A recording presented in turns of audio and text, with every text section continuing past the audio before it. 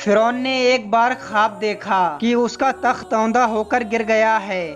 فرعون نے خواب کی تعبیر کرنے والوں سے اس خواب کی تعبیر پوچھی اور یہ جاننا چاہا کہ میرے اس خواب کی تعبیر کا مطلب کیا ہے۔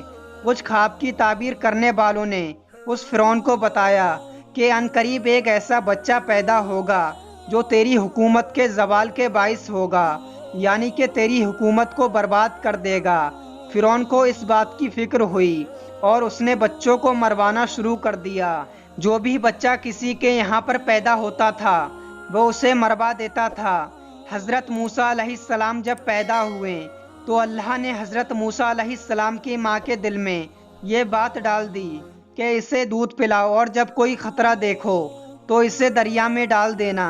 چنانچہ حضرت موسیٰ علیہ السلام کی ماں نے آپ کو دودھ پلانا شروع کر دیا۔ اس پورے زمانے میں حضرت موسیٰ علیہ السلام نہ روتے تھے، نہ ان کی گود میں کوئی حرکت کرتے تھے اور نہ آپ کی بہن کے سوا کسی کو بھی آپ کی پیدائش کا علم تھا۔ پھر 3 مہینے کا زمانہ گزر گیا تو پھر حضرت موسیٰ علیہ السلام کی ماں کو خطرہ محسوس ہونے لگا، اور جب زیادہ خطرہ محسوس ہوا تو خدائے تعالیٰ نے موسیٰ علیہ السلام کے ماں کے دل میں یہ بات ڈال دی کہ اب تو موسیٰ کو ایک صندوق میں بند کر کے دریا میں ڈال دے اور ذرہ برابر بھی فکر نہ کر، ہم اسے پھر سے تمہاری گود میں لے آئیں گے۔ چنانچہ موسیٰ علیہ السلام کی ماں نے ایک صندوق تیار کیا اور اس میں روئی بچھائی اور موسیٰ علیہ السلام کو رکھ کر صندوق کو بند کر دیا اور یہ صندوق دریائے نیل میں ڈال دیا۔ اس دریا سے ایک بڑی نہر نکل کر فرعون کے محل میں گزرتی تھی۔ فرعون اپنی بیوی آسیہ کے ساتھ نہر کے کنارے بیٹھا تھا۔ جب ایک صندوق نہر میں آتے دیکھا تو اس نے کنیجوں اور غلاموں کو صندوق نکالنے کا حکم دیا۔ پھر صندوق نکال کر سامنے لایا گیا اور اس صندوق کو کھولا گیا۔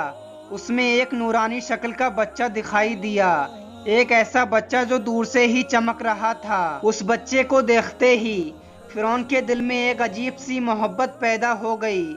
وہ اس بچے پر اپنی جان نچھاور کرنے کے لیے تیار ہو گیا، لیکن کچھ ہی دنوں کے بعد اس کی قوم نے اسے بہکانا شروع کر دیا اور اس سے یہ کہنا شروع کیا کہ کیوں تو پاگل پن میں کاٹ رہا ہے؟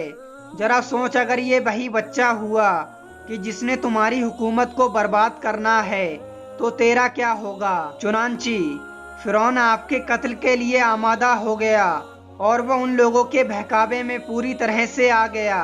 جب وہ ان کے قتل کرنے کا ارادہ کرنے لگا تو فرعون کی بیوی آسیہ جو نیک خاتون تھی وہ فرعون سے کہنے لگی کہ یہ بچہ میری اور تیری آنکھوں کا ٹھنڈک بن چکا ہے، تو کیوں پاگل بنا جا رہا ہے اور اسے قتل کیوں کر رہا ہے؟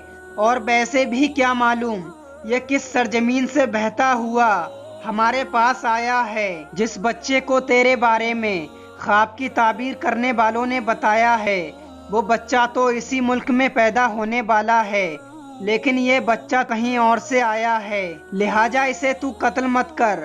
آسیہ کی یہ بات فرعون نے مان لی اور حضرت موسیٰ علیہ السلام فرعون کے محل میں ہی رہنے لگے، اور فرعون نے آپ کو دودھ پلوانے کے لیے دائیاں بلانا شروع کر دیں، مگر افسوس کہ حضرت موسیٰ علیہ السلام کسی دائی کا دودھ نہ پیتے تھے۔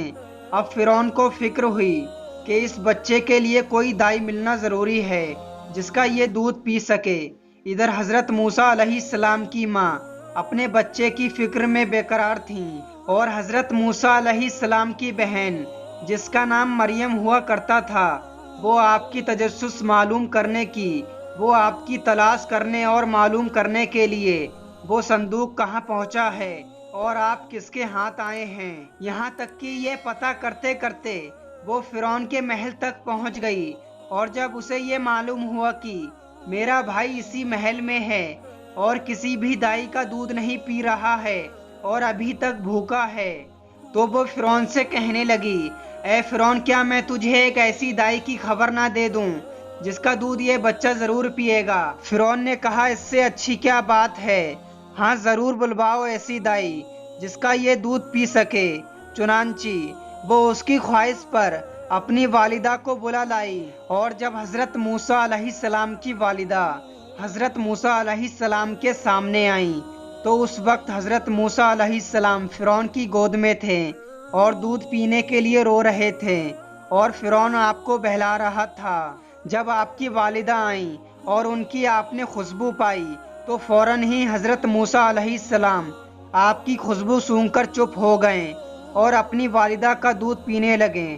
فرعون نے پوچھا، تو اس بچے کی کون ہے؟ یہ بچہ تو ابھی تک کسی کا دودھ نہیں پی رہا تھا اور تجھے دیکھتے ہی فوراً دودھ پینا شروع کر دیا۔ حضرت موسیٰ علیہ السلام کی ماں نے کہا، میں ایک پاک صاف عورت ہوں، میرا دودھ خوشگوار ہے، جسم خوشبودار ہے، اس لیے جن بچوں کا مزاج صفائی پسند ہوتا ہے وہ دوسری عورت کا دودھ نہیں پیتے ہیں، لیکن میرا ضرور پی لیتے ہیں۔ فرعون نے بچہ انہیں دے دیا اور دودھ پلانے پر انہیں مقرر کر لیا اور ان کو اس بچے کو گھر لے جانے کی اجازت دے دی۔ لہٰذا آپ موسیٰ علیہ السلام کو گھر لے آئیں اور اللہ تبارک و تعالیٰ کا یہ وعدہ پورا ہو گیا کہ ہم اسے پھر سے تمہاری گود میں لے آئیں گے۔ اس طرح سے حضرت موسیٰ علیہ السلام کی پرورش خود فرعون کے ہی ذریعے ہونے لگی۔ آپ دودھ پینے کے زمانے تک اپنی والدہ کے پاس رہیں۔ اس زمانے میں فرعون انہیں روز ایک اشرفی دیتا تھا۔ جب دودھ چھوڑنے کی عمر ہوئی تو آپ موسیٰ علیہ السلام کو فرعون کے پاس لے آئیں اور آپ وہاں پر پرورش پاتے رہیں، تو لہٰذا اس طرح سے فرعون ہی کے ذریعے حضرت موسیٰ علیہ السلام کی پرورش ہوئی۔ اگر آپ اس چینل پر پہلی بار آئے ہیں تو چینل کو سبسکرائب کر کے بیل آئکن پریس کر لیں اور اس ویڈیو کو لائک کر کے زیادہ سے زیادہ شیئر کریں۔